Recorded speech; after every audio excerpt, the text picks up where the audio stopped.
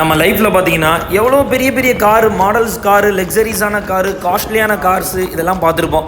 Bike எடுத்துக்கிட்டிங்கனாலும் அப்படி தாங்க. இன்றைக்கி நிறைய மாடல்ஸான பைக்கு இது எல்லாமே வந்துக்கிட்டு இருக்குது. இந்த மாதிரி ஒரு நேரத்துலையும் பார்த்திங்கன்னா எல்லா விஷயத்துலையுமே காரு, பைக்கு இந்த மாதிரி உள்ள எல்லா இயற்கை, அதாவது செயற்கையான ஒரு வாகனத்தில் சேர்க்கக்கூடிய ஒரு முக்கியமான விஷயம்னு கேட்டிங்கன்னா ஹார்ஸ் பவர், இயற்கையில் உள்ளக்கூடிய ஒரு வார்த்தையை தாங்க சேர்க்குறாங்க. ஹார்ஸ் பவர்னு சொல்லக்கூடிய குதிரை திறன். இந்த குதிரை திறனா அப்படின்னா என்ன? நிறைய மக்களுக்கு தெரியும், நிறைய மக்களுக்கு தெரியாது, நிறைய மக்கள் அதை கவனிச்சிருக்க மாட்டாங்க. அதுதான் தெரிஞ்சவங்களுக்கு உடனே வந்துட்டு கொண்டாக்க மாட்டேன், கமெண்ட் பண்ண வேண்டாம்.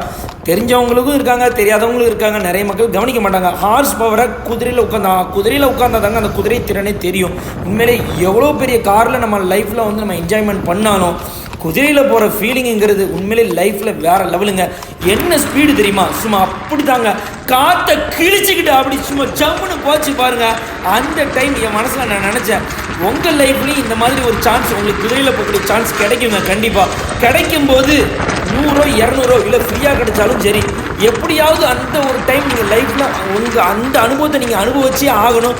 அப்படி போச்சுங்க ஸ்பீடு. அதாவது எவ்வளோ பெரிய காரில் போனாலும் இப்படி ஒரு சுகத்தை நீங்கள் வந்து காண முடியாதுங்க. நாமளும் சேர்ந்து குதிரையில் போகும்போது ஜம்ப் பண்ணிக்கணும். அப்போ தான் நமக்கு பாடிக்கு